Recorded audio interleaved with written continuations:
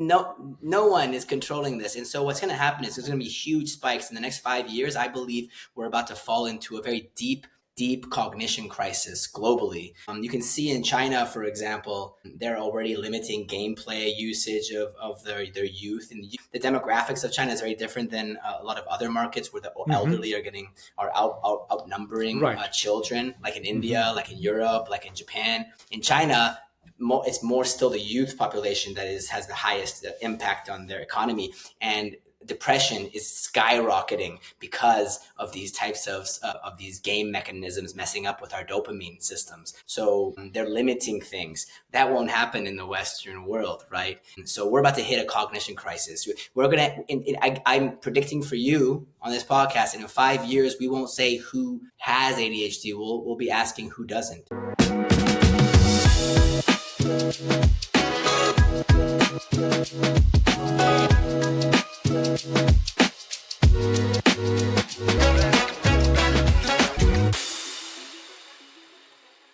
Hi, I'm Govind Nair, and welcome to the Mushroom Rice Podcast, where we discuss various facets of nutrition, health, and fitness using science as a guide. Our world is going through a mental health crisis. Many of us have faced mental health issues, or we definitely know someone who has. The question then is, what do we do about this? Are there any scientifically valid solutions for this problem? Well, today we are lucky to have with us Amir Bozorgzadeh, who is the founder and CEO of VirtuLeap, a very innovative startup which stands at the forefront of combining virtual reality technology with neuroscience to address the growing cognitive health challenges. Prior to VirtualLeap, Amir founded and ran a game publishing company and also a social impact startup. He's also a very good tech writer and communicator, having written for blogs like VentureBeat and TechCrunch. Amir Bozorgzadeh, welcome to the Mushroom Rice Podcast. Thank you for having me, Govind. It's nice to be on a podcast with such a creative name. I have a lot of thoughts about in and of itself. Glad you liked it. So, to get the podcast started, I would start with something that you get asked a lot, I believe. That is, so you have a background in, the gaming industry uh, before, and you've done some other things. But what I would like to know is, could you like tell us your journey? What led you to Virtual Leap? Sure. So as you say, my background was quite in the game publishing industry for quite some time, and at a certain point, I had experienced a virtual reality experience that unexpectedly helped me cure my fear of heights, my vertigo, and Wow. that kind of yeah, it spellbound me from that moment on. I radically changed my career trajectory into becoming a writer for tech blogs like VentureBeat and TechCrunch, canvassing all the use cases I could understand about virtual reality for the sole purpose of figuring out where my place could be.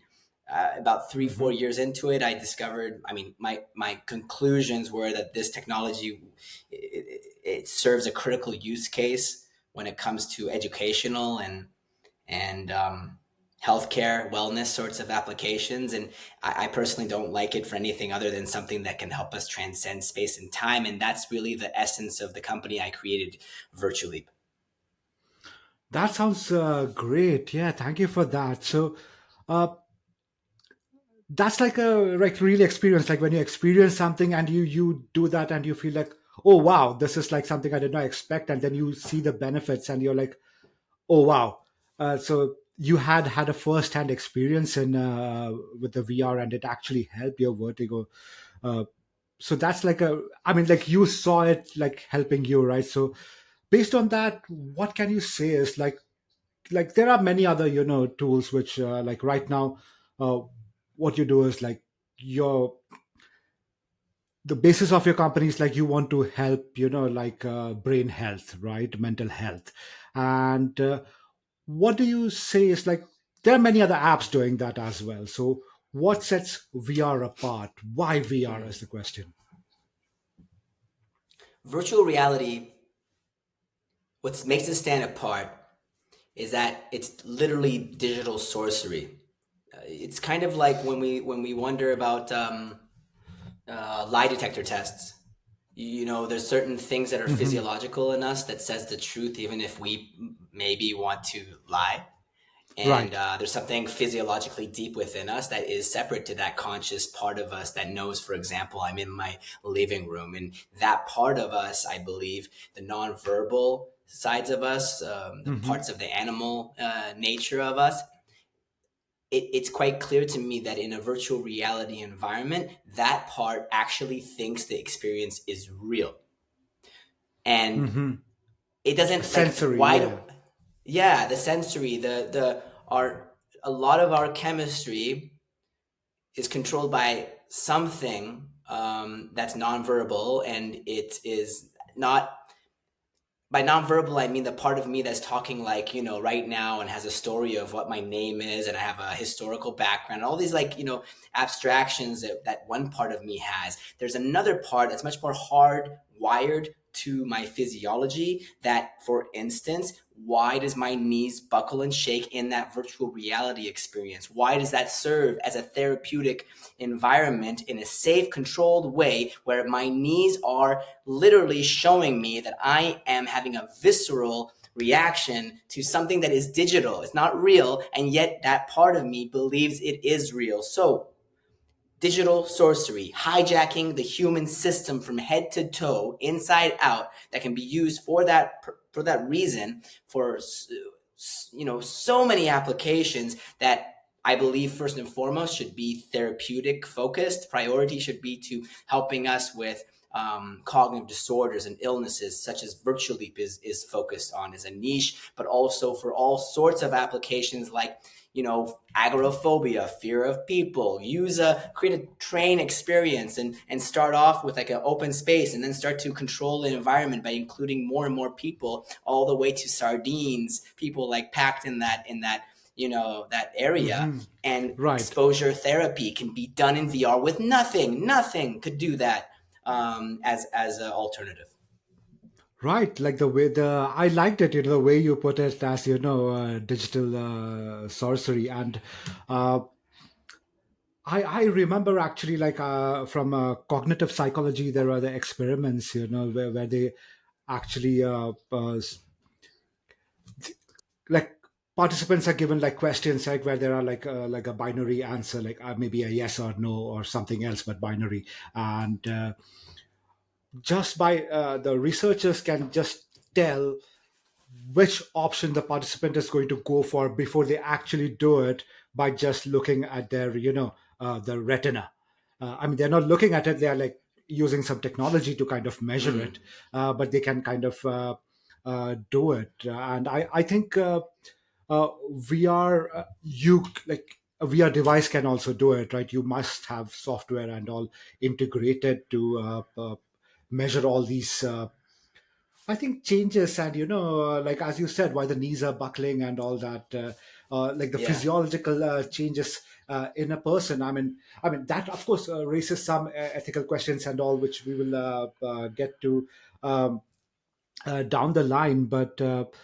Uh, but what I would like to go to next is, like your focus is on like helping like so basically it's like you are modulating the brain, right? The neurons, like it's neuronal plasticity, and it's like Mm. so at the base that's what will be happening, right? Like when a person is in VR, they spend some time that maybe the neuronal connections change over time or something is what I'm expecting. Correct me if I'm wrong. So can you say that like something more about that? Is it about neuroplasticity for cognitive improvements, and like how does it change? How does the being in a virtual reality affect neuronal plasticity? Sorry. So experience affects neuroplasticity. right? I go Hmm. travel to Mumbai and I have the Right. culture shock of like I did just about a few weeks ago for the first Oh, time, wow. and that experience has a effect on me, my neuroplasticity, at least in the short term, because it's a multi-layered, multi-sensory, ecological experience in which like I mentioned, the animal side of me, the mammalian side of me, the emotional side of me, Hmm. all the little Humpty Dumpty fragmented sides of Amir are all more or less participating in that experience. And so there is an impact. If I leave Mumbai and I go back to my normal environment, then soon enough, my normal environment, that neuroplasticity will just make me go back to what I was at heart. So Hmm. experience is the key, and repetitive experience, and experience that is touching upon as many sides of me as possible for a long enough possible, so that neuroplasticity somewhat becomes somewhat semi-permanent. I don't know if permanence is really something that can ever be done, because I think the brain is plastic and fluid continuously, as long as we change our habits, environments, all these things. So in the spirit of that, virtual reality is an ecologically valid digital experience that is completely embodied. So my physical side is participating emotionally, I'm participating mentally, I'm able to participate across all these three dimensions of what the human experience is. Whether that is treating a phobia, whether that is treating ADHD, attention deficit disorders, even like long COVID as we're seeing, or I don't know, rehabilitation for stroke. So many use cases in which that digital embodied experience,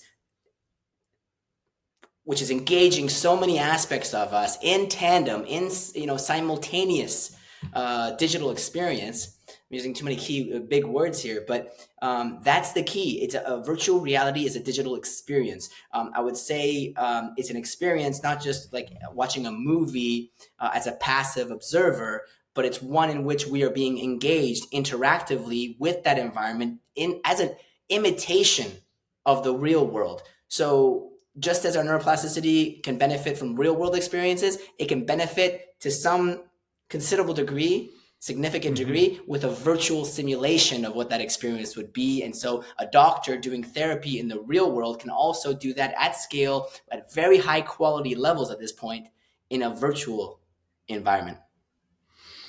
Uh, it's like I can just thank you for that, but I can imagine like you being in Mumbai and it being a cultural or like it being somewhat of a shock because I grew up in Mumbai and like and then I went back after many, many years, like in 2022, and it was a shock to me because it had changed so much. I was like, where do I go? I don't recognize this place. So I can understand how much of a shock it'll be for someone else, the crowd, the people, and all that.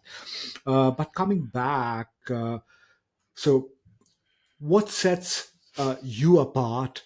Like VirtuLeap apart from many other companies offering, like okay, brain training or brain gym or something like that is uh, Yeah. your focus on scientific validation and your cooperation with research institutions and researchers. So can you tell us more about that? Did you choose to go that route? Because you could have been just developing it alone and not bother with all these costs and interaction and it's actually difficult. Like I come from a research background, so I know it is not at all easy, to validate and publish. So why would you do that? And what are your insights from that? The real question is, if I could, look back at the last 5, 6 years, would I do it again? And I don't really know what the answer to that question is. The answer that I can give is that I must be a masochist, someone who likes pain, to want to get into an industry of virtual reality, an emerging technology that is not mainstream, and try to address the most horrible in terms of bureaucracy and innovation ecosystems imaginable, which is the healthcare system across Right. different jurisdictions and worlds. And then also, to some degree, the educational system, which is awful in terms of its immune system against change, right? So you have to be Absolutely. willing, Yeah. you must have a high tolerance for pain to be an entrepreneur in this sector. And as you say, research is a key aspect to our work. We work with clinical teams across Europe and Asia and the US and in the UK was doing studies to show clinical efficacy across cognitive therapeutic areas like ADHD and mild cognitive impairment and autism. So many, very different areas. And we only have, I mean, I say only, but we only have about 5 publications in the last 5 years, two of which are the therapeutic value. As of next year, we're going to, at minimum, have 5 more. So there's an Awesome. exponential uptake in our clinical pipeline that suddenly is coming to a threshold where that is going to start riding itself in a direction where, why is it important? Because anyone who wants to engage the medical community has to follow the path of citing papers, Right. peer reviewed published papers. I don't want to be a charlatan. Brain training, which is the sector that our first flagship product is within that category. Brain training already has a Right. lot of bad stigma because of companies out there that say it works before they have clinical evidence to show it. And I'd rather sleep at night like a baby as much as well as I can, knowing that Right. I'm not a bullshitter. Right, yeah. Many things to pick on there, but I would like to just comment that you said you're a masochist. I mean, that's what you think. So, I mean, what do you think you will use the VR for enhancing the masochism or like kind of like bringing it down? Well, but key thing to tell you, you invited me on this podcast, and I'm Right, happy to be here. But I'm not very popular in the VR sector. I don't talk about VR being cool for many things, except obviously the Kool-Aid category that I'm in of cognition. I like it for anything more or less healthcare side of things, not just for towards patients, also for training, for example, doctors, training frontline workers, all these kind of things. It can be used really effectively, but I do not agree whatsoever for using it to kill zombies in 3 dimensions, for escapism, and I think digital formats have really done a real disservice to our ability to concentrate and live in the real world. Right now with TikTok and all these mechanisms, they're doing studies on TikTok brain and even LinkedIn. I can't believe it. My favorite social platform for business. They've introduced the short form social media mechanism that hijacks our dopamine. Thank you, right. TikTok, Yeah. and the Chinese innovators out there who introduced that to us, and now it's rolled out everywhere in a way that they're studying on the research side is clearly deteriorating our sustained attention skills. And as a result of deteriorating our sustained attention skills, there's a real clear indication in the literature that when you do that, depression levels skyrocket, mental health Hmm. disorders skyrocket. Sustained attention skills is our only currency as human beings to maintain our emotional regulation of our mental states. We're losing that fast. I was watching a video just today about how like people are watching it so many hours per day, TikTok, flipping. So, technology is a double-edged sword. I do not like VR and do not endorse VR for being used for anything other than these two use cases: educational and healthcare. Yeah, that's some actually like a very like important serious issue like which our world suffers from today, and uh, it was actually like it's known. It was actually I think brought up somewhere also. I think the U.S. Senate or somewhere, I guess, where they talked about this. These companies, uh, some of these big companies. I don't want to just take names, but know what Yeah, they are doing. They have psychologists on their team who are actually like yeah. suggesting like you have to put in these features so that so to keep people engaged and make it whatever shorter like, but they have measured it, like they have a science behind it, and that's how they actually implement it. It's not even just they're trying out, they really know what they're doing. So We're eating our young. is what the system's doing right now. I believe in capitalism. I'm not going anything against, putting investment in things that encourage innovation. But if those executives at those, not naming the companies on your podcast, but we know who they are. Those Right. executives, they're. I mean, I hope they don't have kids. I hope they don't one day have grandchildren, because they're they're the they're the assholes that are causing what's going to happen. And it's not, by the Yeah. way, slowing down, it's accelerating, and Oh, yes. investment is fueling it. No one is controlling this. And so what's going to happen is there's going to be huge spikes in the next 5 years. I believe we're about to fall into a very deep cognition crisis globally. You can see in China, for example, they're already limiting gameplay usage of their youth. And the demographics of China is very different than a lot of other markets, where the Hmm. elderly are outnumbering Right. children, like in Hmm. India, like in Europe, like in Japan. In China, it's more still the youth population that has the highest impact on their economy. And depression is skyrocketing because of these types of these game mechanisms messing up with our dopamine systems. So they're limiting things that won't happen in the Western world, right? So we're about to hit a cognition crisis. We're gonna. I'm predicting for you on this podcast, and in 5 years, we won't say who has ADHD. We'll be asking who doesn't. That's a pretty like a grim picture, but totally imaginable. I can imagine it happening because you can see the current levels of crisis where it is. You know what it was like 5 years back, 10 years back. Uh, let's not talk about 20, 25 years back where nobody even talked about this much. But now it's like mainstream. Every other young person talks about it because they know somebody who has some of the other mental issues. Uh, so uh, coming back to so of course this is there, and I'm guessing what you like your product is enhance VR, right?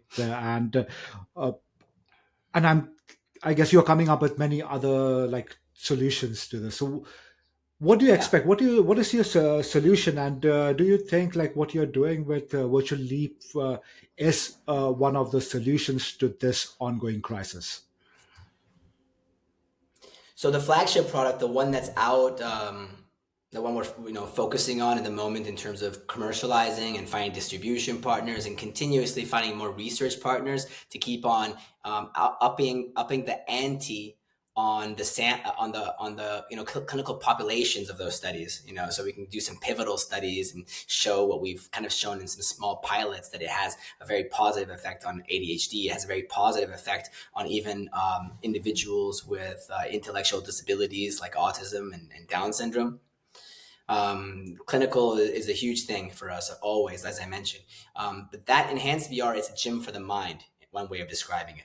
It's a Right. tool for perhaps being a therapeutic in certain use cases, but perhaps if it's not a therapeutic use case, it can give you as an individual a really deep understanding of your cognitive strengths and weaknesses as a sort of cognitive fingerprint, a landscape of understanding yourself from a functional level, and then how translating that functional performance, ups and downs, strengths and weaknesses, how that relates to your life in terms of things that you might have not noticed about yourself. For example, Hmm. my spatial orientation skills are extremely low for whatever reason, and now I can finally tell my wife to stop making fun of me when I get lost over and over again during our vacations in small towns.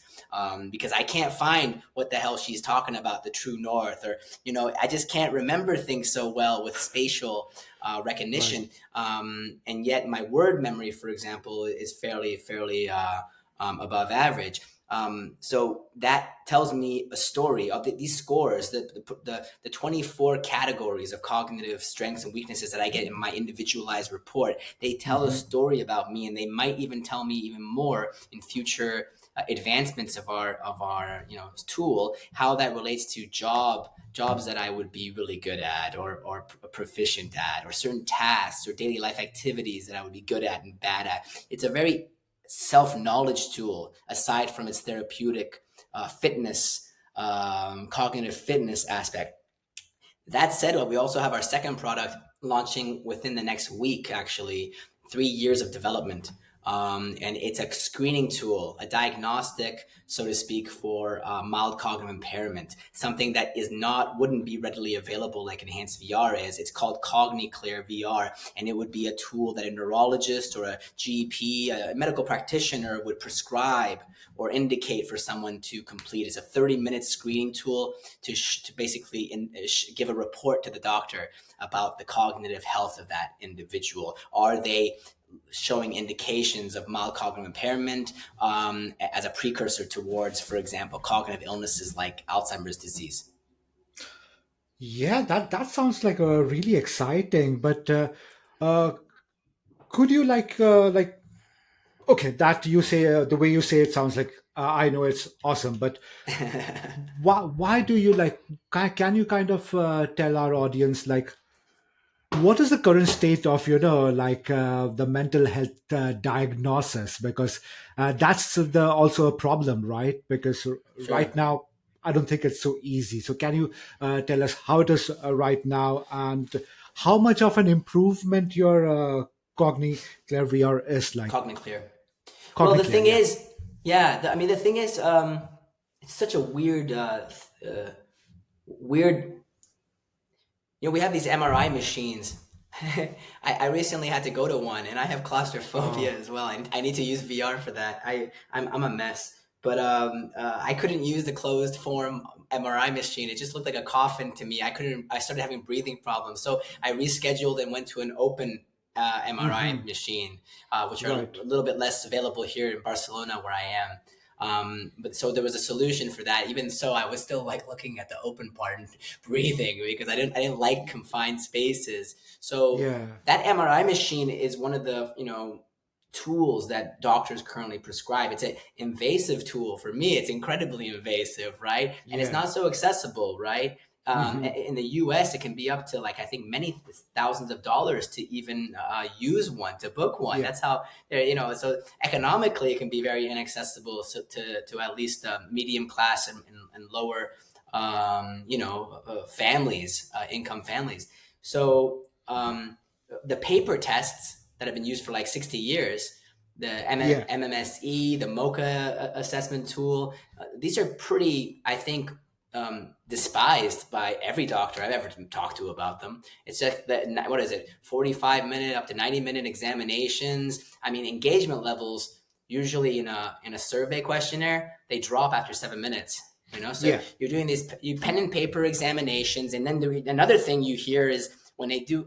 I went to a doctor, a team that we're working with in Badalona near Barcelona, um, and he was saying they did one of these tests on the same individual on the same day, and the scores were different because there was different examiners in the room, and so there's an examiner effect as well. So Right. what is our solution? Our solution is 30 minutes long.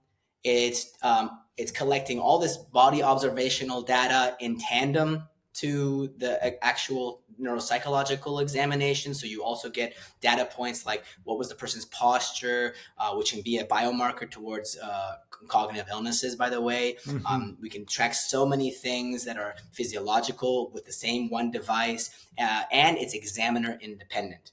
Um, 30 minutes is great in terms of length, but also those 30 minutes are fully engaged in comparison to anything that you're just looking at a screen or God forbid, a pen and paper exam. That sounds good, because it shortens the time, and from what you say, I believe it's going to be also like way cheaper.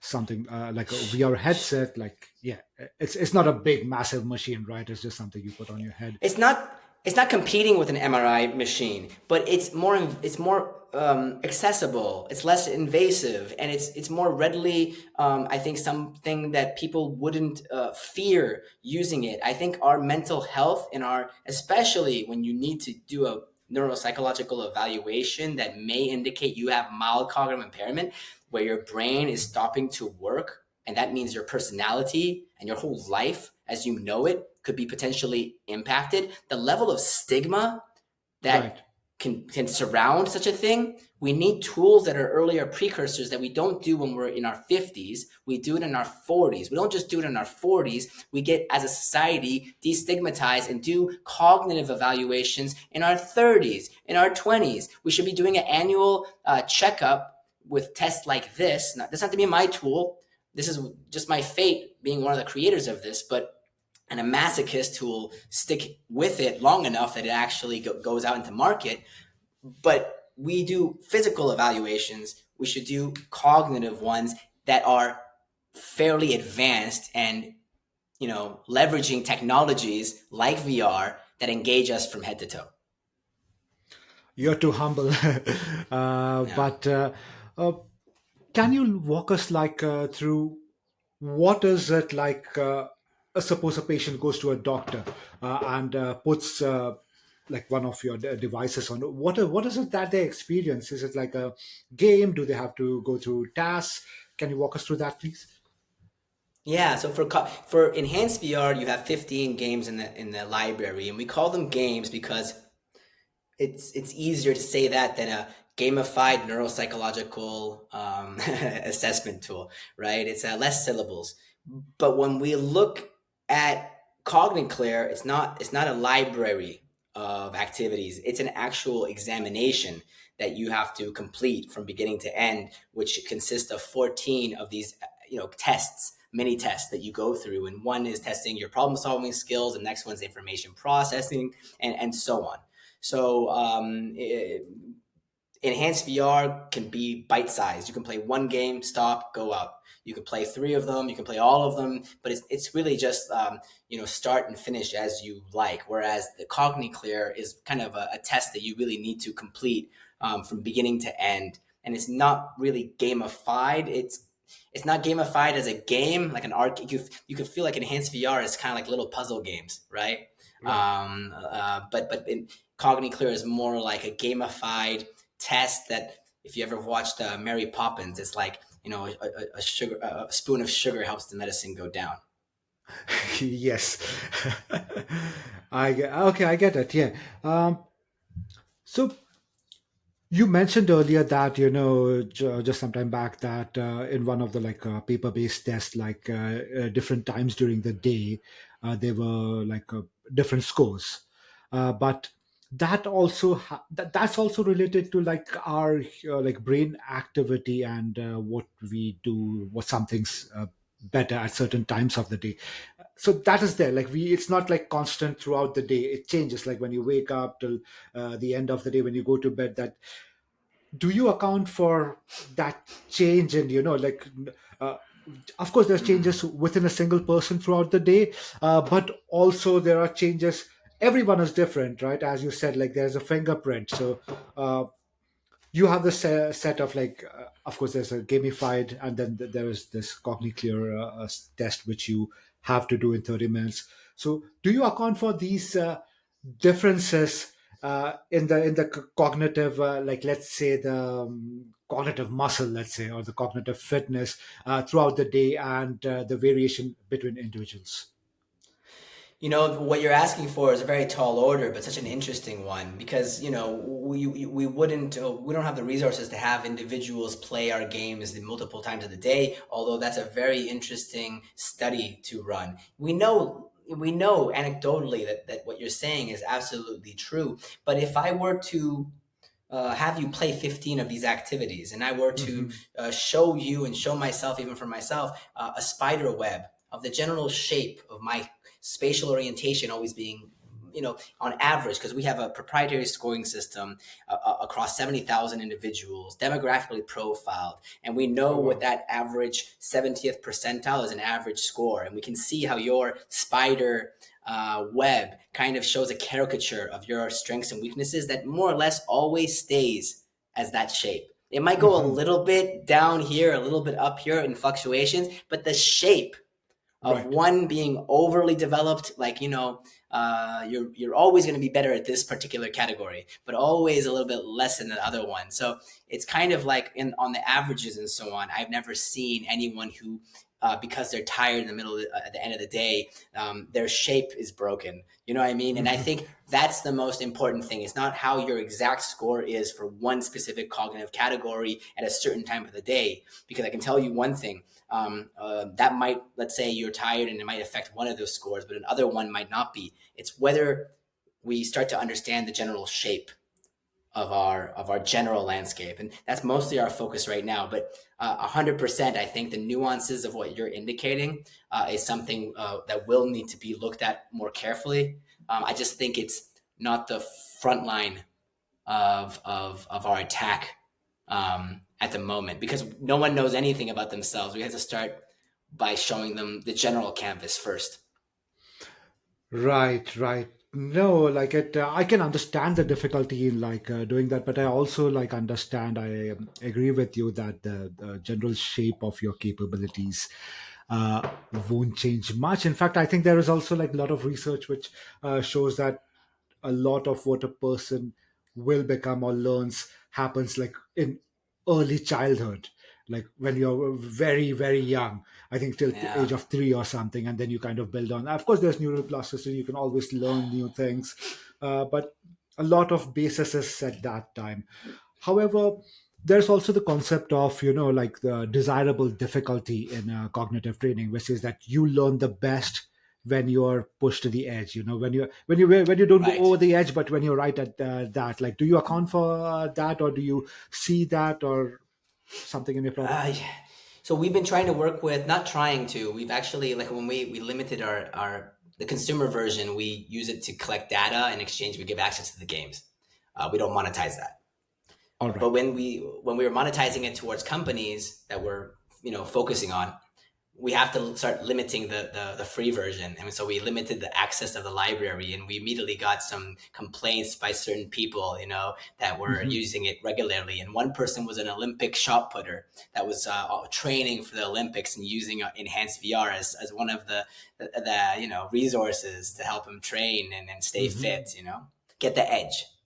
um, and there's certain people in sports, athletics, high performance occupations like fighter pilots, right? Astronauts, all of Yeah. which are wanting to use tools like that can help them get to the edge and get that extra X factor, right? That can help Right. them, be more safe or win the trophy. Yeah. And First of all, I don't believe that that edge actually exists. I think it's a fiction, because I think you might get it for a certain limited time, but then you're going to go back to that plateau, which I agree with you, at least in principle, that those plateaus were molded when we were 3 years old, more or less. So the general shape cannot be defied, is my point of view. Although Hmm. we can push it with a stimulant for, let's say, minutes at a Yeah. time, or go get an adrenaline shot and pierce it through my heart, and I go for a sprint against a professional Right. sprinter or something like that, right? I believe in those like weird, awkward moments of going over your edge, but I don't think we can change the shape. That said, I do not mean that in the case of when we have a condition or a learning challenge or a cognitive disorder, where I don't. What I'm saying, it really applies to more of a generally healthy individual. If there is any disability that can be compensated for with a technology or a medicine, maybe that can have that effect. I think our society is addicted to glorifying the Tiger Woods syndrome, where we just glorify him being so excellent in one thing, even and ignoring the fact that he's got a broken marriage and family and problems with addictions and all these, what I mean, and a Well, I know. wholesome Yeah. overall picture. Yes. Yes. Yeah. Yeah. Absolutely. Oh, that is definitely uh, yeah, social thing. Yeah, yeah. Like we like deify all these people, including writers. Actually, I was myself very. Uh, I looked at some of like I was reading about some Victorian writer. I forgot the name, or maybe I don't want to just give bad name to someone, but it was like. They're like so this guy's like daughter was telling like their house was the saddest ever because he was like not engaged with his family, nothing. And yeah, of course, he's a very famous writer, world famous. Like it's been a few hundred years, but he's still famous.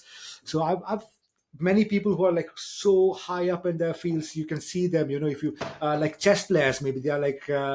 Long time back, I read the thing: chess players are only good at chess, and they're like not good at anything else. And I had this image in my mind that chess players are so I don't know, geniuses. Like they could do anything, right?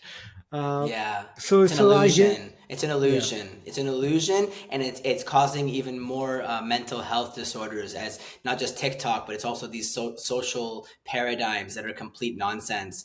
We don't glorify wholesomeness enough. We glorify the caricatures. We glorify overdeveloping the strength and pulling a rug over the weakness. Don't show people your warts. Hide them as much as possible. If you've ever Mhm. watched the not watched the movie, but also read the book of Dorian Gray, where he has a painting of his actual personal I know, self, yeah. but he hides it in an attic and he covers it up because no one may see what he actually is, and he himself cannot even dare look at the painting of what he actually is. I think a lot that contributes also to our societal illness of self acceptance. Yeah. No, I completely agree with you there, and I also want to point out that what you said earlier, that you're pretty good with words. I think you have given some really nice words like digital sorcery, general shape cannot be defied, and Yeah. the wholesomeness, and it wholesomeness also includes, like as you said. Talking about your deficiencies, right? Like, I'm not good at this. Like, I'm not. Like, I don't know what to do about this. That's the way I am. And hey, like, and It's the same, Govin. It's the same as looking at the animal kingdom. There's a Chihuahua. There's a Rottweiler. There's a Golden Retriever. Now let's get out of the dog syndrome. We have birds that can fly. We have yeah. animals that can dig. We have things in the water and live there and breathe there. And we have other things that are worms eating. Every caricature of functions where some things are stronger at the expense of others. It relates to a role in the ecosystem in which this individual is well suited because of that Mhm. composition, because of that nuanced shape. And that person needs to find out what that shape is and where that shape fits best. Because if they find where they fit, then they serve their purpose in a way where they are appreciative of what they are and who they are, rather than trying to fit a mold portrayed and conveyed by Disney films. Right. Well, I remember like many years back, I saw like a cartoon, a caricature somewhere, which on the internet, I guess, on 9gag or so. It said, like it showed like a bunch of animals sitting at some, like just standing in a line, it was like an elephant, a snake, a monkey, like a fish, and all. And it's like, okay, to determine which of you is the best, climb a tree, like climb a tree. So that's the only test. So it's like it was a caricature of our current testing systems, and in fact the educational system, which like puts measures everybody against the same standard when there is Right, actually such a variety. So my right. obvious question, what you are saying from this, is like the what I see is applications to education, uh, like to Mhm. teach people, kids, like learn what they're good at, and also self acceptance, and yeah, definitely discovery of really what they are good at. So what are your thoughts on that? Can this evolve to something like that? You're from a culture that gave birth thousands and thousands and thousands of years ago to masterful pieces like the Upanishads, and insanely advanced levels of psychological understanding, in my humble opinion, or maybe not humble. Whereas the system you just kind of alluded to, the one that prevails right now, it comes, funny enough, from not that long ago. It got introduced. It was a model taken by the West, European and the U.S. by a culture that doesn't really exist anymore, called Prussia. in modern day Hmm. Germany. And it was the Right. Prussian system of mechanized education. Yeah. Forget about the individual, forget about tailored, curated ways of training the masses. Because if you are developing a postmodern world where factory floors are building machines and machines and machines, then you need a stable, reliable workforce. And so they introduced this Prussian system of education to make all the children line up. The people who talk or aren't paying attention, send them to the principal's office, reprimand them, punish them until everybody learns their place of do not disagree with the system, sit still, sit straight, look forward. It doesn't matter if you're not verbally talented, if you're spatially oriented, if you're more visceral and touchy about ways of building things, you're a master carpenter. No, no, no. We're going to force that damn master carpenter potential kid to do the same thing as one category of a person. And so it's actually quite outrageous, but very, very ingenious at the same time if you're a horrible, horrible, intelligence that just wants to destroy the individualities of people. And I think now, with technologies like virtual reality becoming accessible and cheap enough that anyone can have it, I think we're starting to have the resources as people to take back some of that. I said a huge monologue and I didn't even answer your question. We are trying to work with schools to some extent, but more from the research point of view. Hmm. Commercially, we're very much oriented to focusing to work hospitals, to work with clinics, to work with clinical groups, right? But of Right. course, giving this kind of information to parents, giving to the students, telling them, giving them assessment reports, we have all of that. And so, if anyone's listening on your podcast who is in a school and is interested in this stuff, we always say yes to collaborations. But keep in mind, we're as a company, we have to, with the limited resources, focus on one really hard sector at a time. Right, right. I understand the way you said it right now. Like, of course, I've looked at papers where they used it to cure post-traumatic stress disorder, PTSD, ADHD. You talked about autism. We talk about like sports people wanting to use this. There's also military applications. The U.S. military is Yes. using VR as well, and now also definitely in education. So the applications are like, I don't know. I feel that it's like imagination, creativity is the limit to how much you can, where you can apply this. Uh, but what's your focus then? Like you said, clinical applications and all. Like, well, I don't want. Maybe you don't want to give away everything, but what is the roadmap you plan for your company and the products you're going to come out with? We're very much laser focused on ADHD above and beyond anything else. I think it's exploding in terms of devastating consequences. I think we're gonna start. I know it sounds so horrible, but it really is from my point of view that in the next couple of years we're going to see much more increase in depression levels, in mental health disorders, and it's all as a consequence of these digital mechanisms taking up too much of our time in rewiring our brains. So ADHD specifically in youth is where our focus will be. But TikTok and these things, when you're feeling kind of not so well, your immune system is low, and so your energy levels are low. I mean, how easy and tempting is the seduction of just turning on your Instagram or TikTok and just going from baby falling off her chair to puppy chewing on a toy. You watch the dumbest things possible just to kill some time.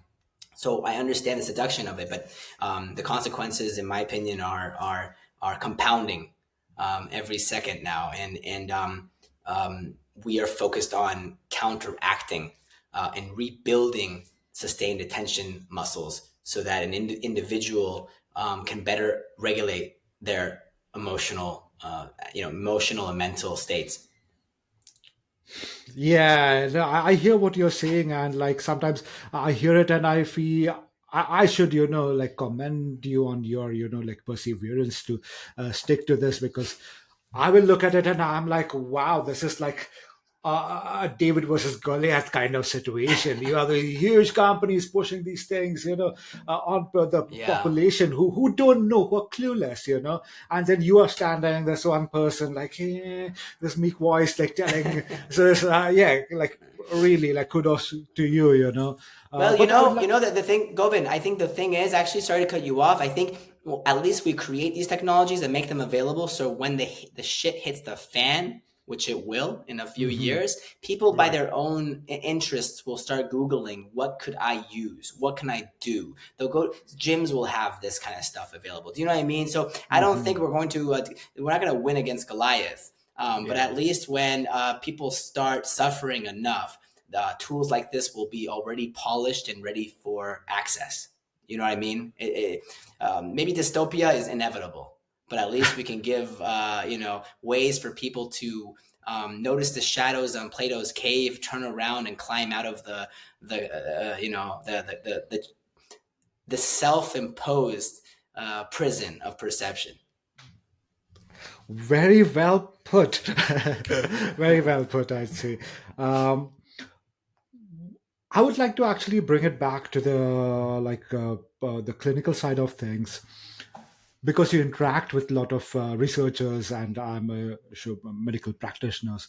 What is the response from them? Are they people who are already using VR and they're excited about it, or are they people who are, especially the doctors who are like, I don't know, I will look at it, and then like once they use it, what is the like with their patients they use it, and what's the response you see coming from these doctors? Say, So what happens usually is, let's assume that the person is open for this kind of technology, because hmm, there's might be some people in that medical community who don't believe in it, for example on the brain training side. So you really need to keep on getting whoever is into working with you, the hmm, champions of their sector, the masochists like us, but on the medical side and the clinical right, side, and get those studies out and published and show the results over and over again until it gets to enough of a mass that you could even convince the naysayers and the stubborn, the more stubborn people.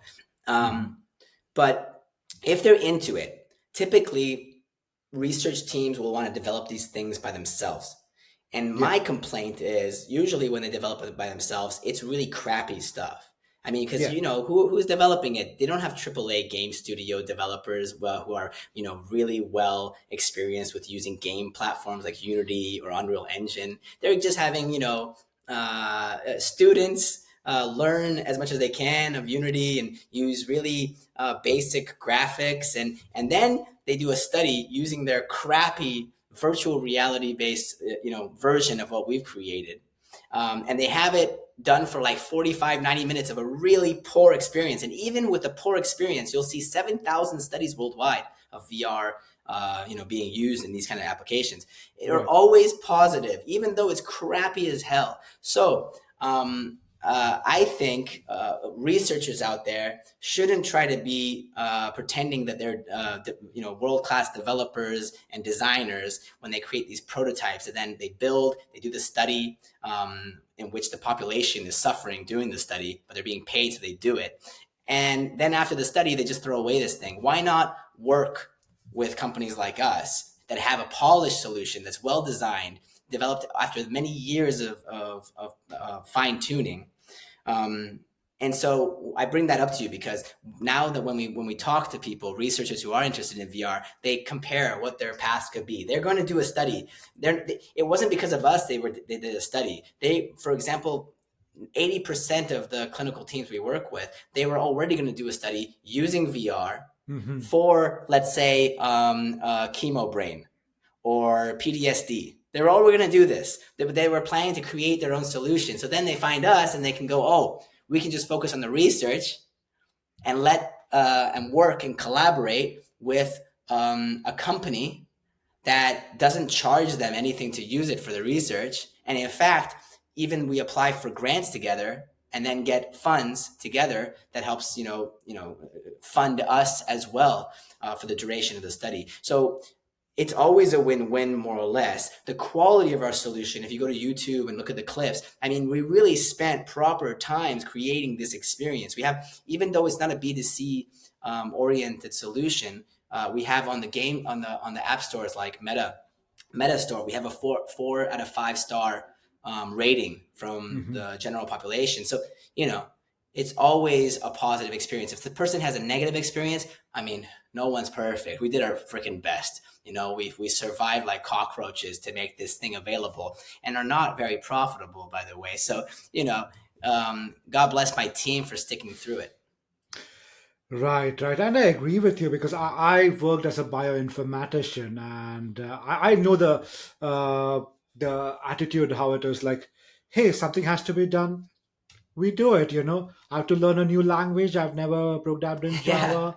No worries. I learn Java, I learn whatever yeah. tools are necessary. And I don't know, maybe there's maybe that also attracts these masochists, like masochistic people like yourself, maybe, who just want to just break their head against something till it kind of works, and it could be crappy. But Yeah, and the thing is, Govind, what you said, it's so cool that a researcher would say, I'm just going to learn it, I'm going to get it done, I'm going to do it. But VR has so many accessibility issues. A person yeah. can get sick very easily with space, with virtual sickness, very easily if you create it badly. Our solution adapts to whether someone's colorblind. It adapts to whether someone is restricted in a mobility in a wheelchair.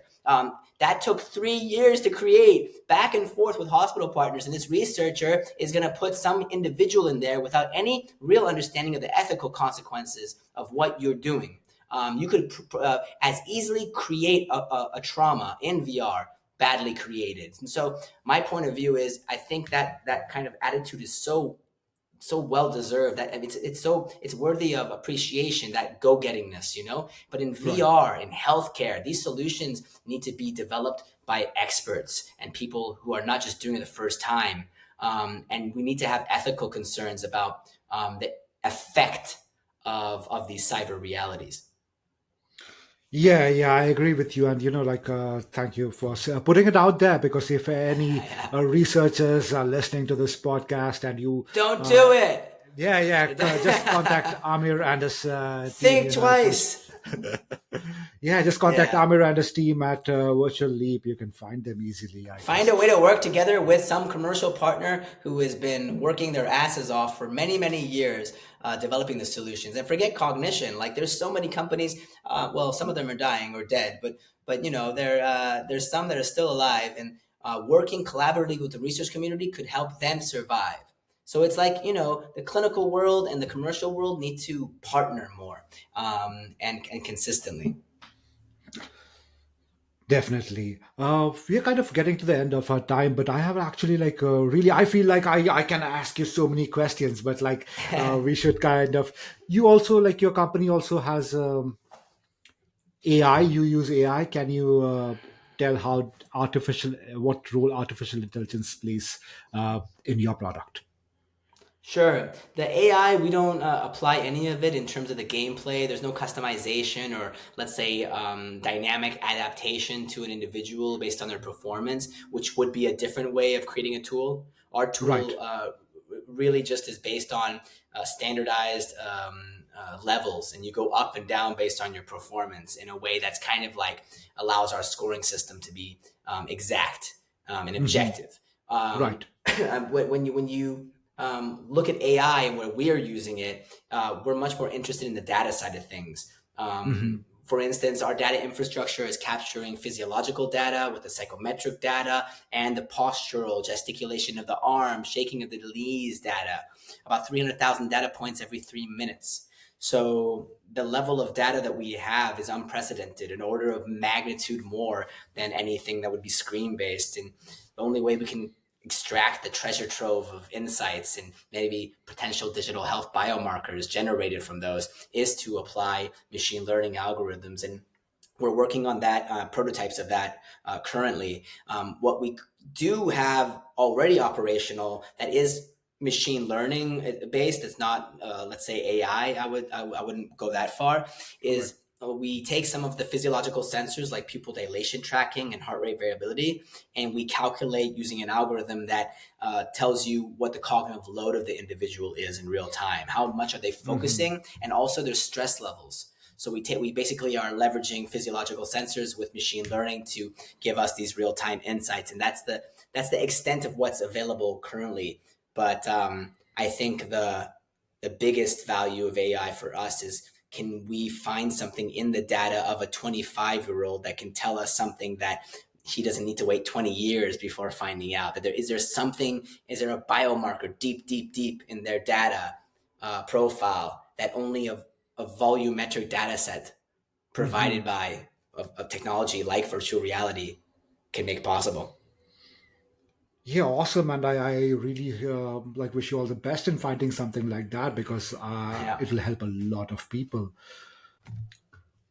For one of the things which like people like, I never used VR. I wanted to. I never used VR because yeah, I'm not a gamer and I did not like get it for myself. But there are like these studios, some places where you can go and use VR. I always wanted to go there, but I never could find people, to come with me. Hey, I was like, hey, you want to go? And people are like, no. And I did not find anybody who was like, hey, I've done it. It was awesome. I found people who said I've done it, but they were not like, hey, it was awesome, let's go do it again, all of us. That never happened. I've never seen anybody who wants to like repeatedly like go have that experience because people have this perception, maybe and it's real, I guess, that uh, and which you alluded to yourself, that there is people have all these problems, when they put on a VR headset, they feel dizzy and all.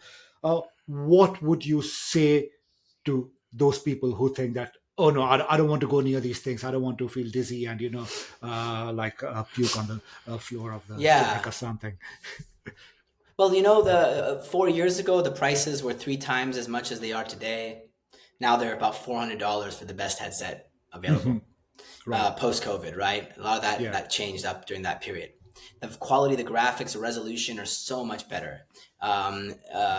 Back in the days where virtual reality experiences were causing cyber sickness is with some types of pre-VR headsets that they called VR but weren't really VR. They were like 360 videos, but they didn't Right. respond to your movement of back and forth. It wasn't 6 degrees of freedom where the content adapts and changes according to your movements, and that was a huge factor that caused a lot of cyber sickness, reported cyber sickness. You almost do not even hear about cyber sickness anymore, unless you deserve it, to be honest, because you decided to download something like a roller coaster experience Hmm. where you don't have any of the tactile experience of being in a vehicle. So if I'm sitting in my couch and we're going in a roller coaster experience in which that nonverbal side of me is noticing there's something going wrong here, then Right. that will cause perhaps some discomfort. So choose your content better. The technology has advanced so much, and you are so missing out by having that negative attitude right now, because the technological cycles are really accelerated with VR. And if you really are being resistant to trying VR right now, you'll be tempted more and more as the coming years pass by. It's only getting better and better. The device is getting thinner and lighter. The last device became Right. 50% lighter than the last one before Yeah. it. I mean, that's just within 1 year. So the time is ticking, and you can only be on the fence for so long. You can be patient and resist, but the applications are so profound now. You can use it for preparing for a big presentation in front of 1,000 people. There's solutions for that. You can use it to speak with avatars with your family members across the planet. You can do so many amazing things. You can rock climb in amazing vestiges. So um, I think the time of those bad, discomfortable kind of experiences are coming to an end. That's great to hear, and I really look forward to that actually, because when I was researching, I found all this information. I would like, like the reduction in weight, the reduction in price, how it is getting better. But it's good to really hear from you. And when I read that, I was like, yeah, maybe it's time I should go and get one. Like just for the like see how it is, because yeah, I like to be a bit hands-on with technology. That's why. But yeah. Um, The Govin, but the latest device that just came out, I think 2 weeks ago by Meta, it's called the mhm, Quest 3S. I think it's right. only $300. Wow. So I mean, it's Wow. just getting less and less and less. People's this is like one quarter of what some people purchase on smartphones, right? Or at Right. least half. Yeah. Right. Absolutely. Yeah.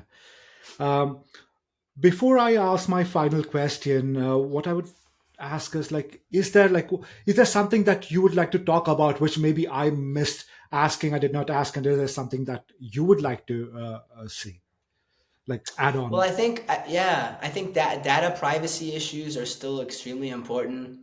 Um, Right. Yeah. People are Very. rightfully yeah, because the data we collect is pretty sensitive, but we use it for research purposes to on the quest to address cognitive illnesses like Alzheimer's disease. But the same technologies and methodologies for capturing that data can be used Hmm. by all sorts of people for all sorts of marketing purposes and stuff like that. So, I don't want anyone who's listening to not know that I'm well aware of those kind of areas, but that it's key to understand that there's a lot of people on the good side of the fence protecting those areas of data, privacy concerns that are very actively, proactively working to make best standards and best practices, introduce those into the industry.